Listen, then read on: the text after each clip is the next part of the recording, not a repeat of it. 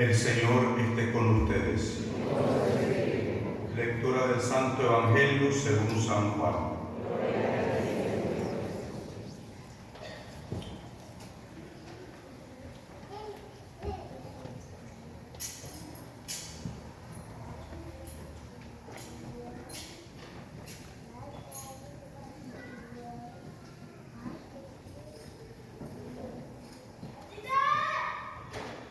Entre los que habían llegado a Jerusalén para adorar a Dios en la fiesta de la Pascua, había también algunos griegos, los cuales se acercaron a Felipe, el de Betsaida de Galilea, y le pidieron: Señor, quisiéramos ver a Jesús. Felipe fue a decírselo a Andrés. Andrés y Felipe se lo dijeron a Jesús, y él les respondió: ha llegado la hora de que el Hijo del Hombre sea glorificado. Yo se los aseguro que si el grano de trigo sembrado en la tierra no muere, queda infecundo, pero si muere, producirá mucho fruto. El que se ama a sí mismo se pierde. El que se aborrece a sí mismo en este mundo se asegura para la vida eterna. El que quiera servirme, que me siga, para que donde yo esté también mi servidor. El que me sirve será honrado por mi Padre. Ahora que tengo miedo, le voy a decir a mi Padre: Padre, líbrame de esta hora. No, pues precisamente para esta hora he venido. Padre, dale gloria a tu nombre. Se oyó entonces una voz que decía: lo he glorificado y volveré a glorificarlo. De entre los que estaban ahí presentes y oyeron aquella voz, unos decían que había sido un trueno, otros que le había hablado un ángel. Pero Jesús les dijo: esa voz no ha venido por mí, sino por ustedes. Está llegando el juicio de este mundo. Ya va a ser arrojado el príncipe de este mundo. Cuando yo sea levantado de la tierra, atraeré a todos hacia mí. Dijo esto indicando de qué manera habría de morir. Palabra del Señor. Tengan la bondad de sentarse un momento, por favor.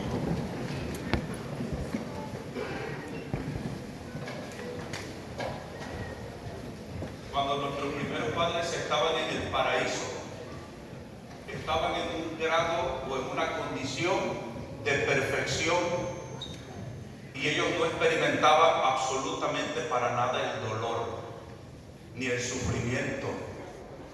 Pero desde el momento, desde el instante que ellos pecan, se pierde el control y se pierde el orden de la creación. Y lo primero que van a empezar a experimentar nuestros primeros padres va a ser el sufrimiento y el dolor. Van a empezar a experimentar lo que es la traición. Se van a sentir traicionados el uno del otro, porque pues fallaron el uno al otro al aceptar entrar en diálogo con este ser que les propone algo diferente a lo que Dios les había propuesto. Ellos quieren ser como dioses, entonces en lugar de escuchar a su creador, escuchan a la criatura. Y cuando ellos pecan, lo primero que empiezan a experimentar va a ser el peligro. Por eso se van a empezar a cubrir el cuerpo, porque ya ellos mismos como pareja representan un peligro el uno para el otro. Desde ahí que los matrimonios siempre van a estar en dificultades. ¿Por qué? Esta es la condición del pecado. Y van a tener que trabajar para confiar en el uno al otro, para no herirse, para no dañarse. Nuestros primeros padres van a empezar a experimentar, ¿verdad?, el hambre. Van a empezar a experimentar, repito, el dolor. Van a empezar a experimentar el sudor. estas cosas que ellos no experimentaban, estaban en un grado de perfección, pero por el pecado entra el sufrimiento y el dolor y se convierten en parte de la existencia de todo ser humano. De tal manera que donde haya un ser humano va a haber una posibilidad de sufrir y de experimentar dolor, que son cosas diferentes. El dolor atiende a lo físico, a ti te dan un golpe, si te das un machucón en el dedo chiquito del pie, eso es dolor. El sufrimiento va a ser en el espíritu, en el alma, cuando alguien te traiciona, cuando la persona que dijo que iba a estar contigo y que te iba a ser fiel, de pronto pues te monta los cachos, ¿verdad? Y te es infiel, y eso provoca un sufrimiento terrible. Cuando perdemos a un ser querido, eso provoca sufrimiento.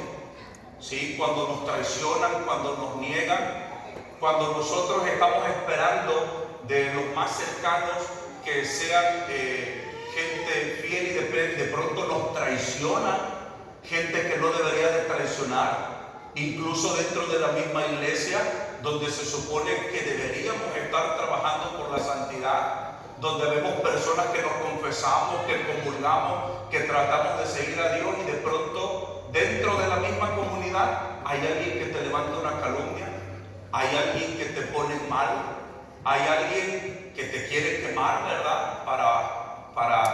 Sobre todo si te están viendo sobresalir, dicen, a esto no le podemos dejar que sobresalga, entonces lo arruinamos.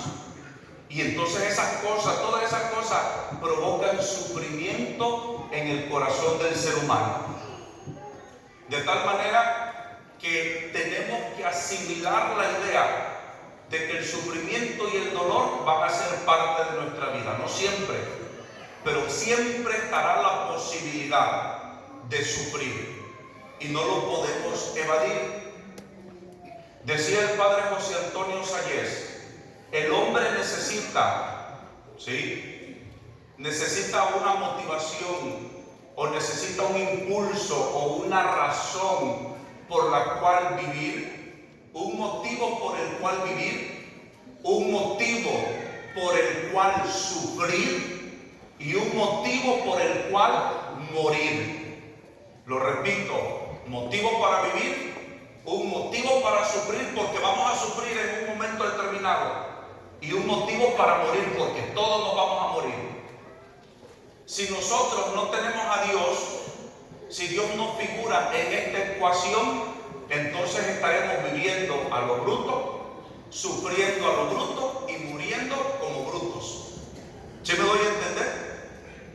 Cuando nosotros estamos viviendo y yo sé el para qué, no el por qué, el para qué yo estoy viviendo, que no soy el fruto de un resbaloncito de mis papás, ¿verdad? Uy, no le funcionó la pastilla a mi mamá y quedó embarazada, ni modo, nací. No soy el fruto de una casualidad o de un error. Estoy en el plan de Dios, ¿sí? Y entonces yo estoy aquí porque tengo que cumplir una misión. No para qué estoy aquí, ¿por qué? Porque vengo a cumplir una misión. ¿Y solamente los padrecitos cumplimos misión? ¿Las monjitas?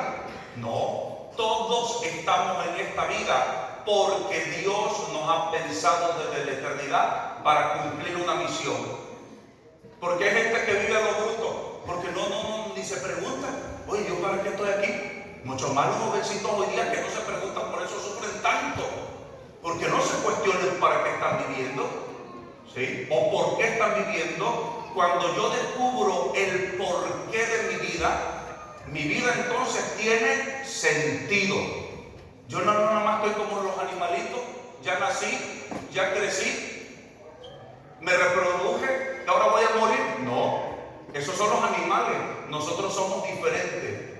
Cuando yo conozco el por qué estoy aquí, mi vida tiene sentido, mi vida es diferente, mi vida tiene entonces optimismo, la vivo con optimismo, la vivo con alegría, a pesar de las dificultades.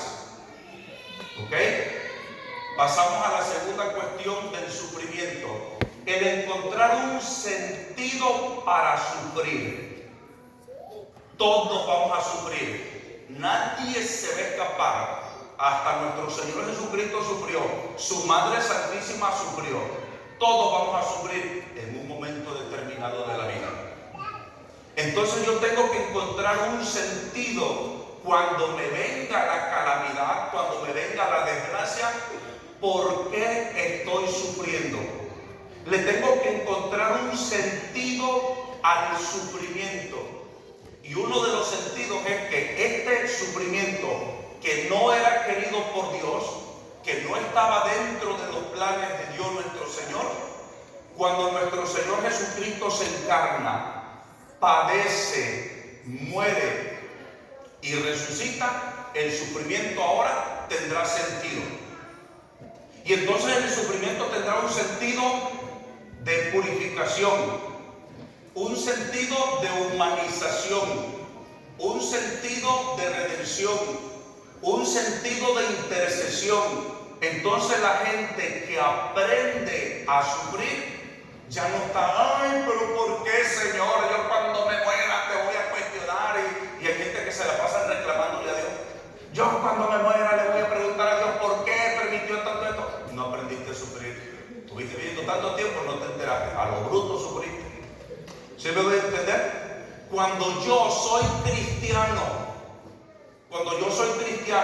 y creo en Jesucristo, que Él murió, que Él padeció, y que cuando yo uno mi sufrimiento a los sufrimientos de Cristo, mi sufrimiento ya no es estéril. No estoy sufriendo a lo bruto. Sufrimos como sufren todos los seres humanos, pero yo voy a sufrir con sentido. Si yo estoy postrado en una cama, mi sufrimiento y mi dolor físico, yo lo voy a ofrecer. Entonces, cuando la gente está ofreciendo su sufrimiento, su dolor, entonces ya la gente dice, no, yo no me estoy sufriendo lo bruto, yo estoy haciendo algo, yo estoy sirviendo de algo. Mi dolor me está purificando. Mi sufrimiento me está purificando. Mi sufrimiento está salvando jóvenes de la droga. Mi sufrimiento está salvando gente del suicidio. Mi sufrimiento está salvando matrimonios de la desgracia. Porque el sufrimiento ofrecido ayuda muchísimo. ¿Sí me doy a entender? Entonces, cuando nosotros sufrimos y somos cristianos que sufrimos desde esta perspectiva, entonces uno ya no está cuestionando a Dios, no le está reclamando a Dios por qué me permite esto. No, lo estoy ofreciendo. Esto tiene sentido, ¿sí? Esto va a acabar. Un ratito nos morimos, listo, se acabó el sufrimiento. ¿Cuánto puede durar el ser humano? Si acaso bien nos va, y ya muy amolado, ¿verdad? Unos 100 años, y bien nos va, alimentándonos bien, no desvelándose, no entrándole tanto a la caguama y no fumando tanto, ¿verdad? Podemos llegar a lo mejor a los 100. Pero ¿qué son 100 años? Eso se pasa rapidito, ¿cierto o no? Ya muchos de aquí ya estamos casi llegando al top de edad. Entonces ya nos falta poquito, ¿sí? Entonces nuestra vida y nuestro sufrimiento tendrán sentido. Ahora viene la cuestión de la muerte. ¿Alguno de ustedes no se va a morir? ¿Alguien no? Todos van. Entonces también tenemos que aprender a encontrar un sentido para la muerte. Cuando está uno viejo, pues uno le llama rápido el sentido, ¿verdad? Ay, pues mi papá, pues ya, ¿qué se puede esperar? Pues ya vivió, pues ya tiene que morir, dice uno, ¿verdad? O mi tío, mi abuelita, pues sí, ya tiene 90, 80, 100 años, pues ya uno le encuentra más rápido el sentido. Es lo normal, ¿verdad? Dice uno. Pero cuando es un joven, cuando es un niño el que tiene que morir, cuando es un bebé el que tiene que morir, cosas tan dolorosísimas son esas. Ahí es donde uno, híjole, también uno tiene que encontrar el sentido. Yo quería ser enfermero en una etapa de mi vida. Como me la pasaba hospitalizado, dije, enfermero, estará bueno esto. Pero ya después dije, no, esto está siempre viendo gente sufrir, como que no. Y me meto de cura. Pero ahora me toca ir a cada rato al hospital, me la paso zampado en el hospital, ¿verdad? Viendo a los enfermos. Pero una de las cosas más dolorosas del hospital es ir a pediatría. Ir a ver a dónde están los bebitos en las incubadoras. Es ir a ver a bebitos de 2, 3, 4, 5 años llenos de cables, de cosas, y ellos no se explican, ellos no entienden eso. Eso es dolorosísimo. Y cuando te dicen los médicos, hemos hecho lo que hemos podido, su hijo desgraciadamente no va a vivir. No va a vivir. Y tú eres tu niño de 4 años, tu niño de 15, ¿verdad? Ahí es donde también uno tiene que aprender a decir, Señor, dame el sentido de la muerte. ¿Y cuál es el sentido? Pues de que somos cristianos. No lo voy a ver por un tiempo, pero lo veré de nuevo. La muerte entonces la tenemos que ver, mis queridos hijos, como ese paso, ese cambio, ¿verdad?, de vida para la eternidad. Y decir, despedirnos de nuestros seres queridos. Hasta pronto, porque nos veremos. Pero nos vale que nos salvemos, porque si no nos vamos a ver para la segunda muerte nada más, como dice la palabra de Dios. Por eso no se tiene que poner las pilas. ¿Sí me deben entender? Nuestro Señor Jesucristo hoy nos ha dicho, ya nos está hablando del sufrimiento. Me va a dar miedo a asumir esta hora, si para esta hora he llegado. Dice nuestro Señor Jesucristo que su glorificación no estuvo cuando multiplicó los panes. Su glorificación no estuvo cuando venció el diablo en el desierto. Su glorificación de nuestro Señor Jesucristo no estuvo cuando resucitó a los muertos, donde hizo cosas poderosas, prodigios. Su glorificación no estuvo cuando le dijo al mar, detente, y calmó las tempestades. No fue la glorificación ahí de nuestro Señor. ¿Dónde está la glorificación de nuestro Señor Jesucristo? En la cruz. Esa es la lógica de Dios que a veces nosotros no entendemos. Ahí es donde está la gloria de nuestro Señor Jesucristo. Ahí es donde está la glorificación de Dios. Por eso dice, cuando el Hijo del Hombre sea levantado, es donde atraerá a todos hacia Él, en la cruz. Cuando una persona está sufriendo, yo esto se lo digo a los enfermos, ¿sí?, para ayudarles, ¿no? Porque a veces están sufriendo y sufren y sin sentido. Yo les digo, cuando un enfermo, ya de los que están postrados en cama, yo les digo, ofrécete al Padre, sin estar renegando. Ofrécete al Padre. Padre, te ofrezco mi sufrimiento. Si tú empiezas a practicar este ofrecimiento, en esa postración, en ese sufrir, llegará un momento que tú te configurarás de tal manera con Cristo, que cuando el Padre te voltee a ver y esté sufriendo, ya no va a ver a Pedro, ya no va a ver a Panchito, va a ver a su mismo Hijo Jesucristo. Por eso una persona sufriente que se ofrece, ya Dios ve a su Hijo Jesucristo. Y cuando un enfermo suplica, pide, es una oración tan poderosísima, porque Dios está viendo a su Hijo sufrir. ¿Sí me doy a entender? Por eso tenemos que reevaluar esta situación. Todos queremos dejar de sufrir. Si ustedes se van a la iglesia que está allá por la Bristol y la Edith, ¿verdad? La iglesia del Padre de Sufrir, así está la gente. No, hombre, no le llegamos a la Purísima, no le llegamos a ella. ¿Por qué? Porque está llena de gente que quiere dejar de sufrir. ¿Pero qué creen? ¿Lo van a lograr? No lo van a lograr, ni que le pasen el manto por encima, le den la rosa de los milagros, le den el aceite de no sé qué. Seguirán sufriendo, porque es parte de nuestra existencia. Lo que nosotros tenemos que hacer es aprender a sufrir. El padre Emiliano Tardif fue un sacerdote de la Renovación Carismática, que Dios le dio muchos dones y carisma. Ese hombre hasta resucitó muerto. Sí, igual que el padre Darío Betancourt también. Oraron por gente que estaba muerta y resucitaron. Eso fue una realidad. El padre Tardif, a donde llegaba en los estadios, eso se llenaba, una cosa impresionante. Paralíticos, se levantaba gente que estaba en silla de ruedas, inválido, gente ciega recuperaba la vista, era una cosa tremenda. Dice el padre Tardif que en una ocasión a él le toca ir a un estadio y por la gente lo seguían porque querían curarse, ¿verdad? No creo que le importaba eso mucho la predicación, era que querían que se les curara la dolencia.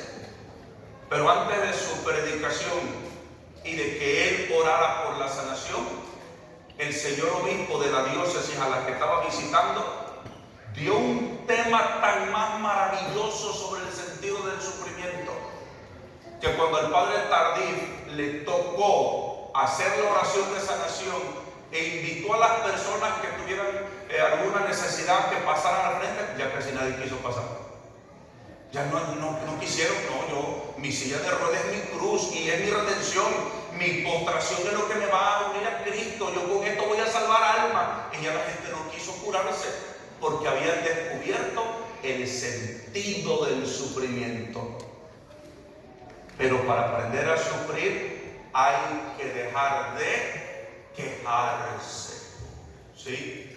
Si te estás queje, eso no sirve. Tenemos que aprender, lo acepto, Señor, lo acepto. Y esto es duro, ¿sí? Cuando la cruz la tienes al lado a ti y se llama esposo o se llama esposa, ¿verdad? Entonces, mire, te callas la boca, Señor, yo te lo ofrezco como mi redención. Señor, esta es mi cruz, ¿verdad? Te ofrezco este sufrimiento, Señor. Te ofrezco aquí hay muchas cruces, ya me di cuenta. Que hay bastante de donde sacar redención, ¿verdad? No desaprovechemos nuestro sufrimiento. Para finalizar, o eso creo, hubo un hombre que se llamó Víctor Frank, era un judío, y este hombre estuvo allá en Alemania, pues lo metieron a los campos de concentración. Él amaba a su esposa, era el amor de su vida. Lo separaron a su esposa, la mataron por otro lado, y lo llevaron para un campo de concentración. Y eran unas condiciones realmente terribles en las que tenían a los pobres judíos. En esos inviernos crudísimos, sin calcetines, apenas una camisolita de manga larga, pero que no les cubrían para las bajísimas temperaturas. Les daban una sopa aguada que no tenía sustancia. Estaban llenos de piojos, de pulgas, de cuanta cosa, llagados, y así tenían que trabajar. Mucha de la gente no le hallaba el sentido de esta vida, es un asco, ¿para qué vivimos? Y como había unas bardas de alambres eléctricos, la gente lo que hacía mejor lo optaba, salían corriendo, porque tampoco los dejaban, pero salían corriendo y se aventaban a los alambres. A eso se le llamaba la alambrada, ¿sí? Se iban y se aventaban a los alambres, ¿para qué? Para morir electrocutados. ¿Y qué hizo Víctor Frank? Empezó a ayudar a esas personas para que encontraran el sentido para seguir viviendo. Cuando le preguntan a él, ¿y qué era lo que usted le hacía luchar por su vida en esas condiciones tan horribles? Mi esposa, decía él. Mi esposa era mi motivación. Yo sabía que tenía que seguir luchando, seguir viviendo. No sabía dónde estaba su esposa, pero saber que el amor que tenía por su esposa era lo que le daba el impulso, la fuerza para seguir luchando en esas condiciones tan terribles. Y entonces en esas condiciones él encontró también el sentido de su vida y empezó a ayudar a los más que él podía para que no se suicidaran, para que le encontraran un sentido a su vida. Nosotros tenemos bastante, ¿ok? Hay que descubrirlos. Pidámosle a Dios nuestro Señor que nos conceda la gracia de unir nuestro sufrimiento, nuestras penas, a las de Cristo. Que así como Él fue glorificado, también nosotros seremos glorificados. En el nombre del Padre, y del Hijo, y del Espíritu Santo. Amén.